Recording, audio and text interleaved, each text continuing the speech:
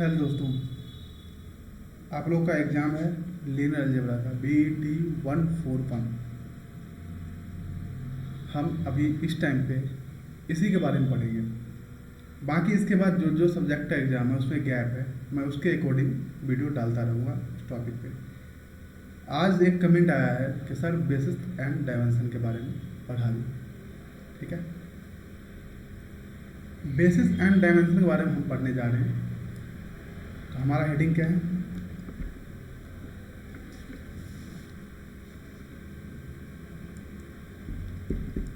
Basis and dimension.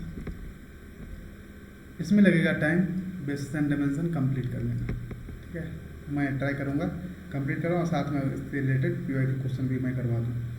ठीक है, basis and dimension के लिए सबसे पहले हमें ज़रूरत है लीनियर इंडिपेंडेंट, लीनियर डिपेंडेंट, इसके बारे में जानने की। ये हम कैसे फाइंड करते हैं, उससे हम बेसिस के बारे में जानेंगे, उससे हम डायमेंशन के बारे में जानेंगे। हमारे बेसिक पहले कंट्रोल होना चाहिए। तो सबसे पहला जो डेफिनेशन हमारा आता है वो आता है linearly independent set. Linearly independent set. ठीक है, आप लोगों ने ये पढ़ा भी होगा पहले, और मैंने पहले भी क्लास में बता रखा है कि लीनियरली इंडिपेंडेंट सेट क्या होता है और उसका क्या मतलब होता है।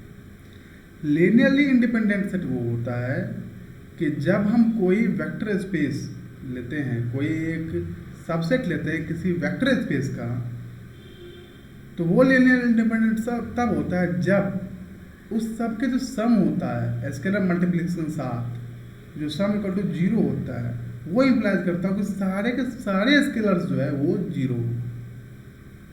आया समझ में? लैंग्वेज में लिखते हैं फिर समझ में आएगा एक्चुअली कहना क्या चाह रहा था। Let V be a vector space, V be a vector space over a field capital F and let capital S V1 V2 up to V। ठीक है, ये क्या है? सबसेट किसका? V का। V a subset of V। Then we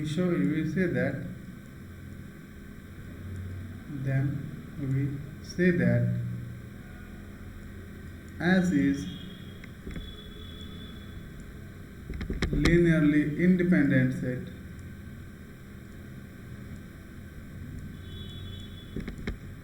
if. आप लोग like share subscribe कीजिए। मैं देख रहा हूँ 3 दिन से ना कोई लाइक आ रहा है ना कोई सब्सक्राइब। बिल्कुल लाइक एंड सब्सक्राइब करिए, जल्दी जल्दी 1000 सब्सक्राइब करवाओ यार। 2 साल से मैं वीडियो डाल रहा हूँ, कुछ भी रिस्पॉन्स नहीं आप लोगों की तरफ से। सब्सक्राइब करो, शेयर करो, दोस्तों सब्सक्राइब करवाओ। ठीक है, कॉलेज जाते ही होंगे आप लोग, सैटरडे संडे या असाइनमेंट सबमिट करें आप लोग, ग्रुप में होगा उसमें शेयर कीजिए, सब्सक्राइब करवाइए। सब्सक्राइब करने में कुछ जाता नहीं है आप लोगों का, पैसा तो लग नहीं रहा, फ्री में पढ़ाई हो रही है। सब्सक्राइब कीजिए। A1 B1 plus A2 B2 up to AN VN। यहाँ पे A1 A2 AN जो है ये कोई एक स्केलर क्वांटिटी है जिसको मैं एज ए वेक्टर से मल्टीप्लाई किया हूँ, जिसको मैं वेक्टर के साथ मल्टीप्लाई करा। और ये जो इक्वल टू 0 होगा for all AI belong to कहाँ से होगा? फील्ड से होगा। देन ये सारे के सारे स्केलर जो है AI इम्प्लाइज करता हो कि 0 है। कोई V जो है वो एक वेक्टर स्पेस है ओवर फील्ड F। हम मान के चलते कि कोई S सबसेट है V का, और S में एलिमेंट कैसे दिख रहा है हमें? V1 V2 up to Vn। तब हम उस S को, उस सेट को लीनियर इंडिपेंडेंट सेट तब बोलेंगे जब किसी AI के साथ उस वेक्टर को मल्टीप्लाई करके एडिशन के जो इक्वल 0 होगा वो ये इम्प्लाइज करता हो कि AI जो है वो सारे क्या है? जीरो है। क्या है वो? जीरो है। मान लो कि ये सारे के सारे ए आई जीरो नहीं होगा तो हो जाएगा लीनियरली इंडिपेंडेंट। तो यहाँ से डेफिनेशन और आया कि a set is linearly dependent if it is not linearly independent। मैं इसको डिनोट करूंगा एल आई से और इसको डिनोट करूंगा मैं एल ई से। आगे से ध्यान रखिएगा, ठीक है। लिनियरली इंडिपेंडेंट नहीं होने का क्या मतलब है कि जितने भी स्केलर क्वांटिटी हैं ये सारे के सारे जीरो के इक्वल नहीं होगा। कोई न कोई A1 से AN तक कोई न कोई एक ऐसा होगा जो कि जीरो के इक्वल नहीं होगा, कोई और वैल्यू दे रहा होगा। वो क्या होगा? लिनियरली डिपेंडेंट, ठीक है। अब जो भी थोड़ी सी डाउट आपके माइंड में चल रही है कि एक्चुअली क्या कहना चाह रहा हूँ मैं, क्या A1 कैसे ये जीरो दिखेगा, वो हम एग्जाम्पल के थ्रू समझ लेते हैं। इसके एग्जाम्पल के थ्रू समझेंगे, उसके बाद हम इस पे करने वाले हैं थ्योरम। थ्योरम हो जाएगा, फिर हम आएंगे बेसिस टाइम एंड सर्वे, क्योंकि मुझे इसकी ज़रूरत है, ठीक है। तो आते हैं हम एग्जाम्पल की।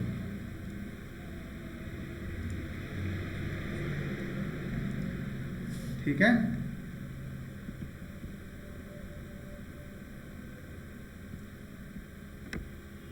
अब मुझे ये बताना, मुझे ये चेक कर रहे हैं, check L I simple language, ठीक है। लिनियर इंडिपेंडेंट हमें चेक करना है। पहला एग्जाम्पल, मैं आपको एक सेट वेक्टर दे रहा हूँ, वेक्टर एक सेट फॉर्म में दे रहा हूँ, 1 0 0 0 1 0 0 0 1। जिन लोगों ने थोड़ी सी मैट्रिक्स पढ़ी हुई है, एक्चुअली लेना जगह पढ़ी है, उनको ये बात समझ आ रहा होगा कि ये आइडेंटिटी मैट्रिक्स है, ठीक है। और आइडेंटिटी मैट्रिक्स अलाइव होती है, ये तो रिजल्ट है, चलो याद किए हुए हो, समझ गया। मैथ्स में लिखना होता है, लिखोगे कैसे? बता, लिखोगे कैसे? अगर पेपर में ये आया 2 नंबर में कि चेक करो ये एल आई है या एल डी, तो आप एल आई है या फिर एल डी, तो आप क्या करोगे? तो जो क्वेश्चन दिया हुआ है हम उसमें पहले मानेंगे V1 क्या है? 1 0 0। V2 क्या है? 0 1 0। V3 क्या है? 0 0, ठीक है। हम सपोज करते हैं लेट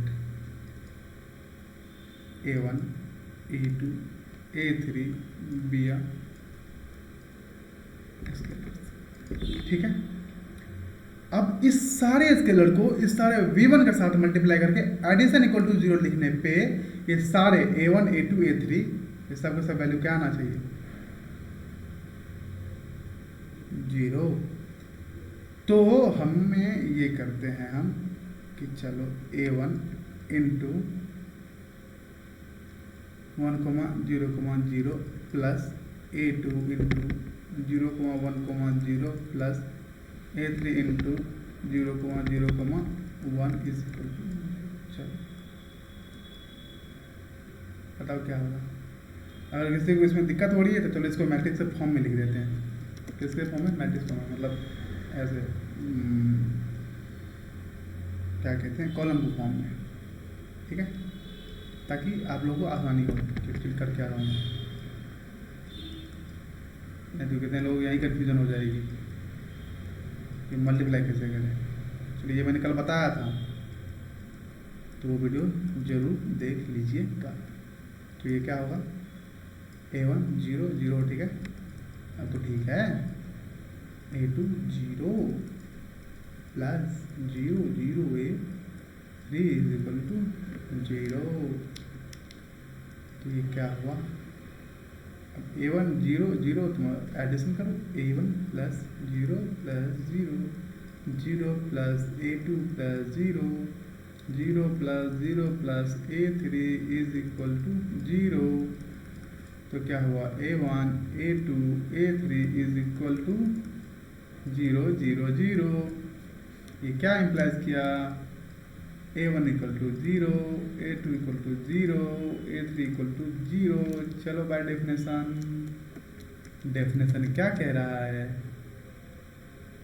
कि ये सारे हम जब ऐसा रूल लगाएंगे तो ये इम्प्लाई करना था कि जितने भी स्केलर है ai सब 0 होना चाहिए। तो हमने 3 स्केलर लिया था, a1 a2 a3 b scalar, क्या ये तीनों 0 के इक्वल है ना। तो क्या हुआ ये li। अब मान लो इस तीनों में से कोई एक ऐसा होता कि मान लेते हैं a3 इक्वल टू नॉट 0 होता, तो क्या होता, तो ये हो जाता है li के लिए सारी के सारी वैल्यू को, जितने भी ai's हैं सबको 0 होना पड़ेगा।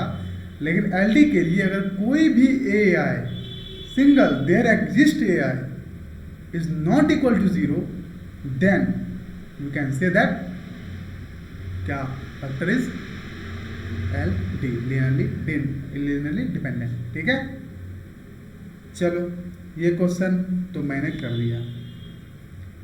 सेकंड क्वेश्चन आपके लिए, उसे ट्राई करना है। ठीक है, एग्जाम्पल 2। चलो एक वेक्टर है, आपको दिए रहा हूँ 1 0 0 1 1 0 1 1 1 चेक LI और LD। पहले आप लोग ट्राई करो, आप लोगों के पास 1 मिनट का टाइम है, पॉज करो, ट्राई करो, देखो क्या आ रहा है LI LD, उसके बाद मैं सॉल्व करूंगा, फिर पॉज करो, कर लिया, नोट करो।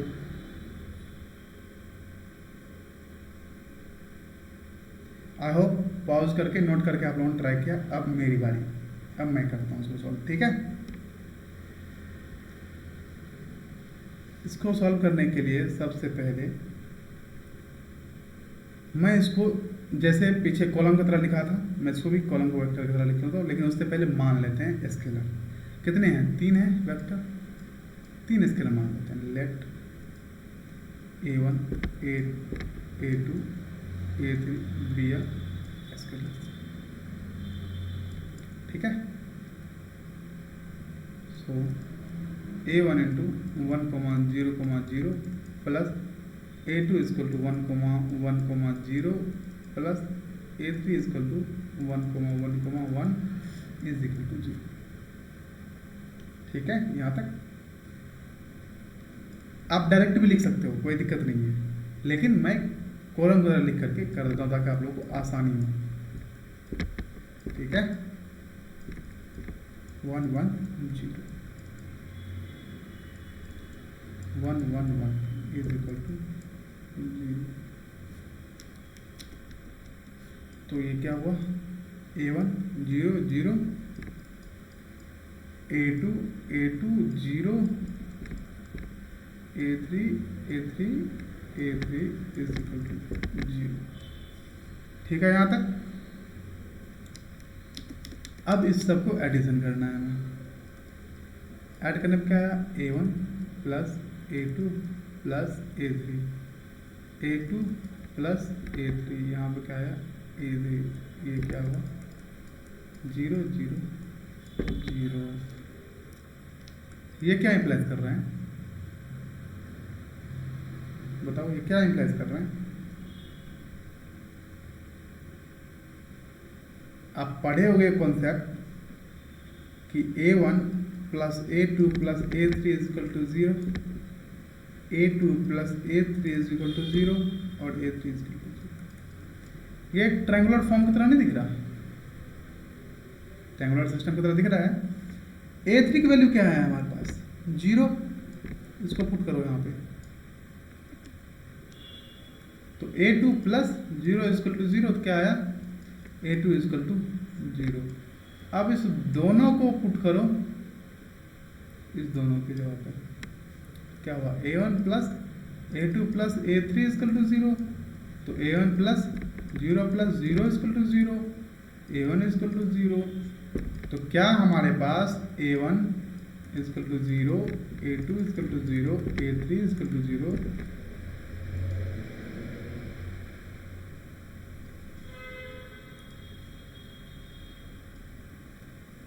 क्या हमारे पास सारे ए 0 हो गए। सो बाय डेफिनेशन क्या हो गया, लीनियरली इंडिपेंडेंट। ठीक है, क्लियर है यहाँ तक, आई होप क्लियर होगा, होना भी चाहिए। कुछ नहीं कर रहा मैं सिंपल क्या कर रहा हूँ, जो भी वेक्टर दिया हुआ है हम एक स्केलर मान रहे हैं, जितने वेक्टर है उतने स्केलर मान रहे हैं, उसको उसके साथ मल्टीप्लाई करके एडिशन इक्वल टू 0 लिख रहे हैं, और इसे इक्वल टू 0 को रख कर इक्वेशन सॉल्व कर रहे हैं, जो कि हम 8th क्लास में करते आए हैं, 8th क्लास से करते आए हैं। हम उसको सॉल्व करके ये देख रहे हैं क्या सारे के सारे A1 A2 AI जो भी है क्या वो 0 के इक्वल है या नहीं है। अगर एक भी नहीं हुआ तो LD, अगर सारे के सारे हो गए तो LI। बेसिक कॉन्सेप्ट है, ठीक है। आई होप आप लोगों को समझ आया। अब एक लास्ट क्वेश्चन मैं आप लोगों को दे रहा हूँ, थोड़ा सा लेंथी है, ट्राई करना और कमेंट करना है कि वो एग्जाम्पल 3 कि LI है या LD है। ये आपके लिए क्या है, होमवर्क, ट्राई जरूर करना, ठीक है। शेयर कर दो, लाइक शेयर कर दो, बिल्कुल हिचकिचाने की जरूरत नहीं है। 0, 2, 1 -1, 1, 1, 2, 1, 2, 8, 7 चेक LI और LD।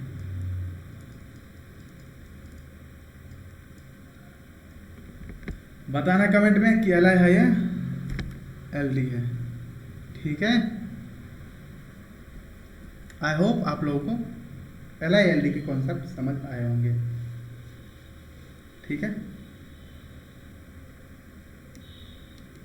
अब हम करेंगे थ्योरम। थ्योरम इसलिए करवा रहा हूँ क्योंकि बेसिस एंड डायमेंशन के लिए मुझे इसकी ज़रूरत भी है, और थ्योरम क्वेश्चन आते भी हैं एग्जाम में, इसलिए थ्योरम करवाते हुए चल रहा हूँ। इस चैप्टर का मैं बढ़िया से थ्योरम और सारे एग्जाम्पल और क्वेश्चन मैं करा दूंगा विद PYQ क्वेश्चन, ठीक है। थ्योरम क्या कहता है कि if 0 belong to V1 V2 up to Vn, ठीक है, a subset of the vector space V, then the set V1 V2 Vn is linearly dependent।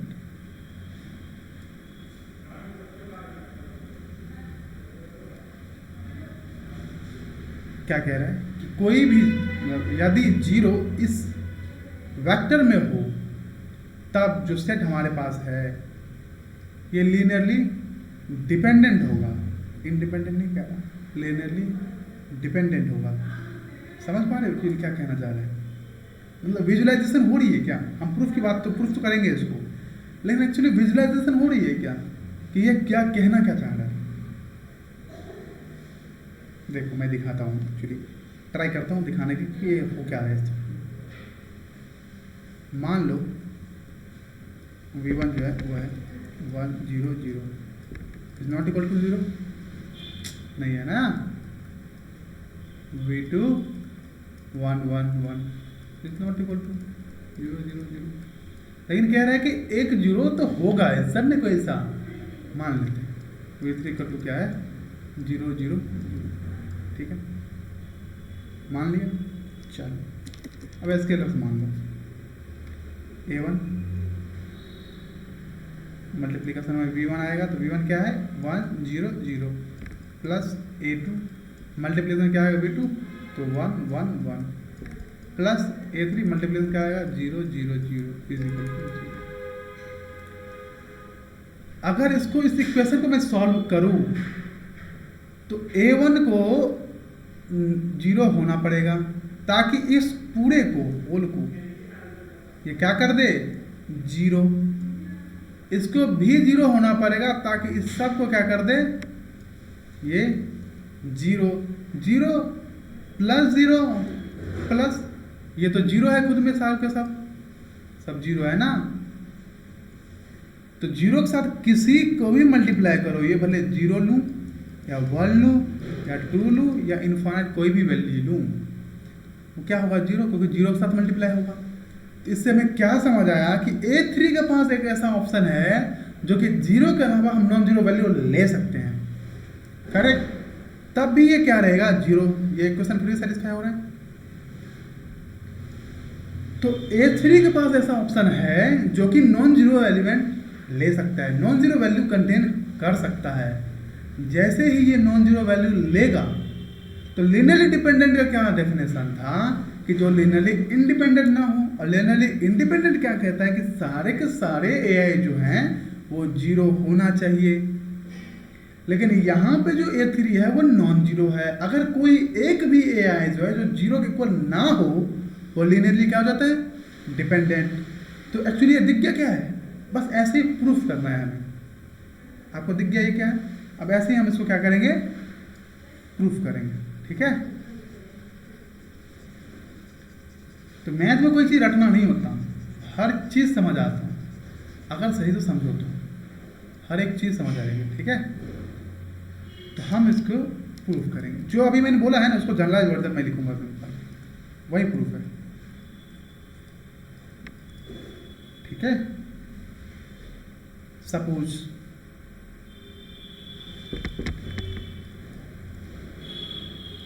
Zero is one of the VIs, मतलब कोई भी एक V1 हो सकता है 0, V2 हो सकता है 0 या फिर Vn हो सकता है 0, कोई एक तो 0 है, ठीक है। तो मैं मान लेता हूं we assume that क्या मैं मान लेता हूं कि ये जो V1 है ना, कुछ भी मान सकते हो, V1 V2 Vn कोई भी एक 0 मान सकते हो, जो मर्जी, मेरी मर्जी है मैं V1 मान रहा हूं, आपकी जो मर्जी है आप वो मानना, ठीक है, करेक्ट। तब देन हमारे पास क्या होगा बताओ,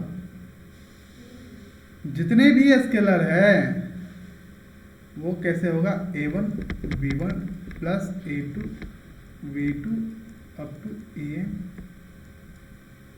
VN is equal to 0।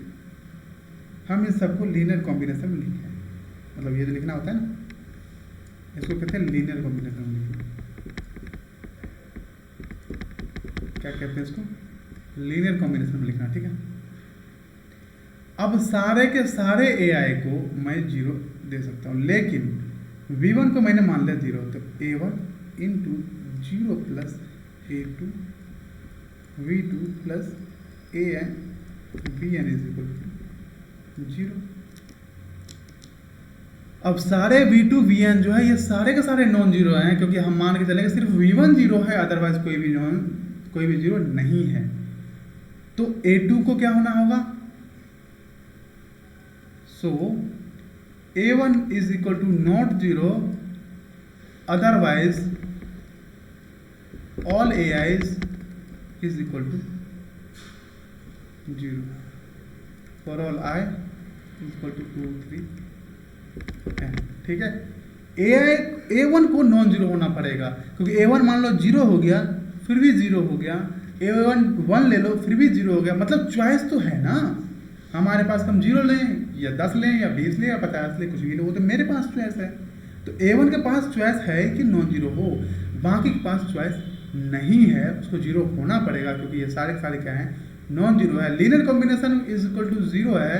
Linear combination form हम तभी लिख पा रहे हैं जब ये सारे के सारे नॉन जीरो है और इससे ये सब जीरो हो जाए तभी तो जीरो के इक्वल आएगा, क्योंकि ये तो जीरो हो गया। A1 भले जीरो हो या कुछ और हो, लेकिन V2 Vn तो नहीं है ना, तो A2 An को ही जीरो होना पड़ेगा। इसलिए A1 equal to not zero आया। इसका मतलब क्या है? इसका मतलब है कि all scalars are not zero, so this set is linearly dependent। आगे समझ, यही प्रूफ है सर। ऐसे ही प्रूफ आपको एग्जाम में लिखना है अगर आता है तो, ठीक है। आई होप आप लोगों को ये चीज़ें समझ आ गई होगी एक्चुअली हो क्या रहा है इसमें, चल क्या रहा है गेम। समझ गए या नहीं समझे? बताओ, समझे कि नहीं समझे? कोई डाउट? कुछ नहीं किया मैंने, जो भी कह रहा है हाइपोथेसिस हमने उसको लेके चला। कह रहा है कि कोई एक जीरो है जो कि इस सारे वेक्टर में कहीं तो बैठा है। आप कुछ भी मानो, मैंने माना कि V1 जो है वो जीरो के इक्वल है, मैंने मान लिया। आप कुछ भी मान सकते हो, आपकी इच्छा है। अब मैंने उसके लीनियर कॉम्बिनेशन के फॉर्म में लिखा, ठीक है। अब V1 जो है वो जीरो है, तो उसके साथ जो स्केलर होगा उसके पास चॉइस है कि वो जीरो भी हो या नॉन जीरो हो। जैसे ही उसके पास चॉइस है नॉन जीरो की, तो मैं मान लेता हूँ वो नॉन जीरो है। A1 इक्वल टू 1 ले लो, 2 ले लो, 10 ले लो, कुछ भी ले लो। तो मतलब A1 क्या हो गया? Non zero. बस लीनियर इंडिपेंडेंट नहीं हुआ ना, तो क्या हुआ? लीनियरली डिपेंडेंट, ठीक है। अब चलते हैं हम नेक्स्ट थ्योरम की। नेक्स्ट थ्योरम क्या कहता है वो देखते हैं। थ्योरम कहता है if capital S is a linearly dependent, मैं इसका LI लिखता हूँ, कौन लिखता रहेगा है। कैपिटल S इज LD, ठीक है। और ऑब्वियसली क्या है? सबसेट किसका? Of a vector space V over any field F, then any subset V containing capital S is LD। Proof करेंगे इसको। क्या कह रहा है? यदि S जो है वो कोई सबसेट है किसका? वेक्टर स्पेस V का, और वो क्या है? LD है, ठीक है। हमने कोई और एक अनदर सबसेट लिया V का जो कि S को कंटेन करता हो, तो वो जो अनदर सेट है ना वो भी क्या हो जाएगा? LD हो जाएगा। यही हमें प्रूफ करना है, ठीक है। चलो फिर इसको प्रूफ करते हैं। मानते हैं सबसे पहले कि S जो है वो उसके वो एक सबसेट है, तो उसके पास एलिमेंट तो होगा ही। तो हम मानते हैं सपोज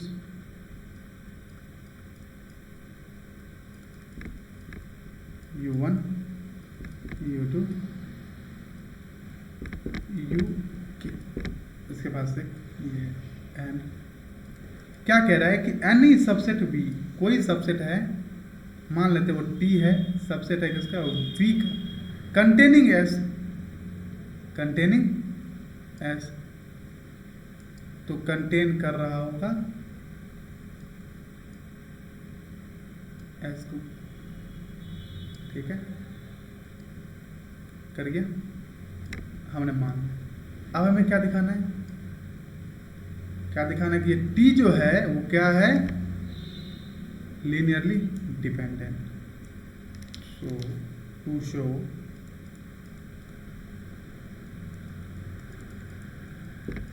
T is LD, ठीक है। सपोज मान लेते हैं क्या, यदि इफ ये S अगर T के इक्वल हो गया देन वी आर डन। कैसे? ऐसे कि S जो है वो क्या है? कर देखो हाइपोथेसिस। एस जो है वो ऑलरेडी एल डी है और वी आई टी के इक्वल कर दिया हमने, तो हमारा काम तो खत्म हो गया कि टी जो है वो एल डी हो। मान लेते हैं अब कि ये एस इक्वल नहीं है। If S is not equal to T, then अब देखो टी जो है वो एस को कंटेन कर रहा है, टी जो है सो एस को कंटेन कर रहा है, तो कौन बड़ा है? टी बड़ा है। किससे? एस से। तो देन टी जो होगा वो एस यूनियन सम एलिमेंट होगा, कुछ तो टी में एलिमेंट होगा ना। वो मान लेते कि ये है V1 V2 up to Vn। जब इस S को, S जो है ये सबसेट जो है T का, इस S के पास ये एलिमेंट होगा तो वो T के इक्वल है, मान लिया। तो ये पूरा पूरा क्या होगा? S हमने क्या माना था? देखो U1 U2 UK, ठीक है, तो हो गया U1 U2 UK V1 V2, ये हमारा T है। अब हमें दिखाना है कि जो T है वो क्या है, बताओ क्या है? लीनियरली डिपेंडेंट, ये हमें दिखाना है। हाइपोथेसिस क्या है कि S जो है वो है linearly dependent, since S is LD, तो देयरफॉर क्या होगा? कोई ना कोई एक स्केलर तो होगा जो नॉन जीरो होगा।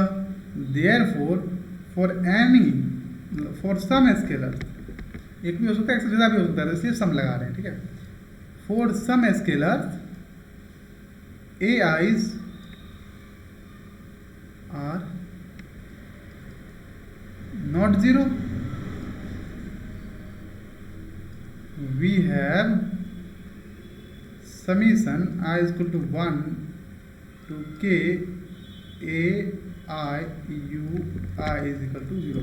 कोई ना कोई तो AI है जो कि जीरो नहीं है। इसी फॉर्म में लिखेंगे ना, कैसे दिख रहा है? ऐसे दिख रहा है, A1 U1 linear combination form नहीं दिख रहा, देखो AK UK तक क्यों गए? क्योंकि हमने S को क्या माना था? ये हमारा क्या है? S है, करेक्ट। चलो फिर क्या होता है देखते हैं। अब मैं इस सब को एक साथ लीनियर कॉम्बिनेशन में लिख देता हूं, ठीक है। मान लेते हैं A1 U1 plus A2 U2 plus AK UK, ठीक है। मान लेते हैं जितने भी हमने ये जो माना है एक्स्ट्रा एलिमेंट V1 और 2, ये सब के सब क्या है? एलाइन है। मान लेते हैं कि सबके एलिमेंट जीरो होगा, ठीक है। मान लेते हैं 0 into V1 plus 0 into V2। Zero क्यों माना? सब सोचो, जीरो क्यों माना? अगर मैं जीरो नहीं मान के नॉन जीरो ले लूँ तो? अगर नॉन जीरो ले लेंगे तो डायरेक्ट हो गया ना फिर तो, कि LD तो है ही, क्योंकि नॉन जीरो ले लिए। इसीलिए हम इसको मान रहे हैं कि जीरो है। हम मान के चल रहे हैं कि इसको जीरो लेते हैं, एरर आना चाहिए फिर तो LD नहीं आना चाहिए, करेक्ट। लेकिन ये सारे के सारे जो है वो किसके लिए? ये है T आपका, उसको मैंने इस तरह के लीनियर कॉम्बिनेशन में लिखा है। ये सब तो जीरो है, लेकिन इसमें तो कोई एक है जो कि नॉन जीरो है। देखो आर नॉट जीरो, कोई एक तो इसमें बैठा है जो कि नॉन जीरो है। इसका मतलब है सारे के सारे ये जो AIs है, जो I बिलोंग कर रहा है 1 to k प्लस 1 से n तक, not equal to zero, not equal to zero. कोई तो एक ऐसा है, क्योंकि इसमें तो है ही बैठा हुआ, क्योंकि S यूनियन में है और S LD है। तो इससे क्या हमें मिल गया कि T is linearly dependent. Good, I hope आप लोगों को समझ आ गया कि क्या कर रहा था, ठीक है। अब ठीक इसी तरह बात करेंगे एक और थ्योरम है उसके बारे में। नेक्स्ट थ्योरम क्या कहता है वो देखते हैं। नेक्स्ट थ्योरम कहता है और subset of Li is Li। Similarly पिछले बार के पिछले की तरह करना है, सिमिलरली पिछले की तरह से ही करना है, ठीक है।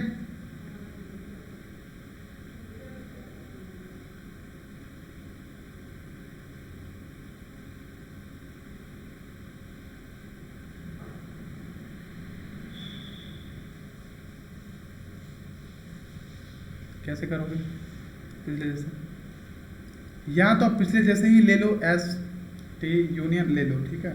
अगर ये दोनों ही 5 नंबर में एक साथ देते तो उसका यूज़ कर लेंगे हम इसमें, जैसे मैं अभी कर रहा हूँ, या तो आप एग्जैक्ट वैसे ही कर लेना, नहीं तो मैं अभी आपको बता रहा हूँ कि एक्चुअली कैसे कर रहा हूँ मैं, ठीक है।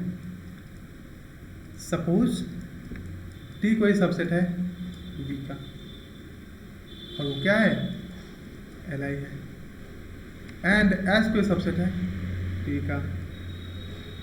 सपोज एस जो है ना सबसेट टी का वो Li नहीं है Ld है,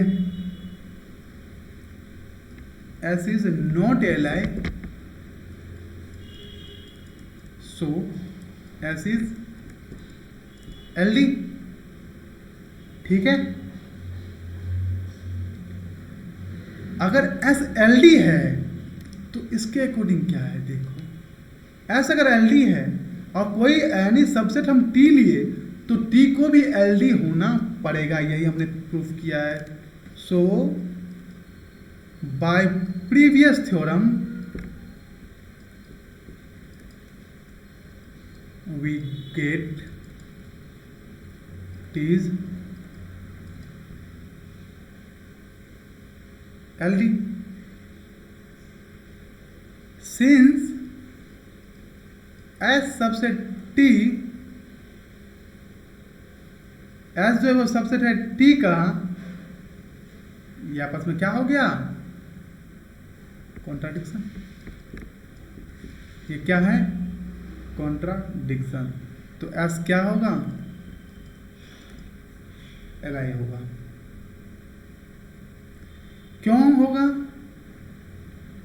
क्योंकि हमने देखा कि एस Li नहीं है Ld है, एस Ld है तो बाय प्रीवियस थ्योरम हमारे पास आ गया क्या टी Ld है, लेकिन हमने माना क्या है कि टी तो Li है, हमने माना टी Li है, लेकिन हमारे पास आया क्या है टी Ld है, कॉन्ट्राडिक्शन, यही तो है कॉन्ट्राडिक्शन। तो एस को भी क्या होना पड़ेगा Li ही होना पड़ेगा, कि हमने जो माना था कि एस Li नहीं है वो हमारे लिए गलत साबित हुआ कि वो Li नहीं है, ठीक है। अब आपके लिए एक क्वेश्चन मैं देता हूं, मुझे बताना कि हम कैसे अप्रोच करेंगे उसको।